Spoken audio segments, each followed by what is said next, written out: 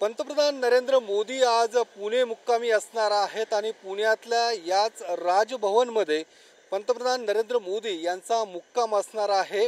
आज संध्याकाळी पुण्यातल्या रेसकोर्स मैदानावरती पंतप्रधान नरेंद्र मोदी यांची जाहीर सभा पार पडणार आहे आणि या जाहीर सभेनंतर पंतप्रधान मोदी हे या ठिकाणी येतील आणि आजचा मुक्काम मोदींचा याच राजभवनामध्ये असणार आहे।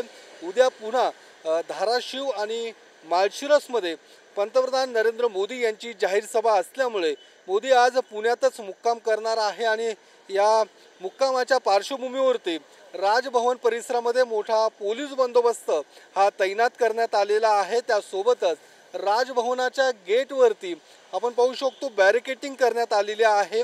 कुणालाही राजभवनाच्या आतमध्ये प्रवेश हा दिला जात नाहीये। त्यासोबतच पुणे पोलिसांनी या राजभवनाची पूर्णपणे तपासणी सुद्धा केलेली आहे आणि त्यानंतर आज संध्याकाळी पुन्हा एकदा या राजभवन परिसरातला बंदोबस्त हा वाढवला जाणार आहे। कारण सभा संपल्यानंतर तात्काळ मोदी हे या ठिकाणी पोहोचतील आणि त्यानंतर उद्या सकाळी पुन्हा धाराशिव आणि माळशिरसकडे मोदी हे रवाना होणार आहेत आणि त्यामुळे आपण पाहू शकतो या राजभवनाच्या आतमध्ये त्यासोबतच बाहेरच मोठा बंदोबस्त हा तैनात करण्यात आलेला आहे। त्यासोबतच ज्या मार्गाने पंतप्रधान नरेंद्र मोदी हे या राजभवनामध्ये दाखल होतील त्या मार्गावरती सुद्धा मोठा बंदोबस्त हा तैनात करण्यात आलेला आहे आणि त्यामुळे कुठलाही अनुचित प्रकार घडू नये या पार्श्वभूमीवरती मोदींचा हा संपूर्ण दौरा असणार आहे।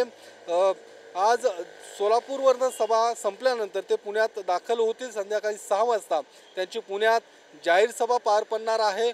पुणे, मावळ, त्यानंतर बारामती, शिरूर या 4 लोकसभा मतदारसंघातील महायुतीच्या उमेदवारांच्या प्रचारार्थ आज मोदींची जाहीर सभा ही पुण्यात पार पडणार आहे। त्यानंतर ते थेट सभा संपल्यानंतर या राजभवनामध्ये दाखल होतील। कॅमेरामन अभिजित पिसेसह योगेश बोरसे, TV9 मराठी, पुणे।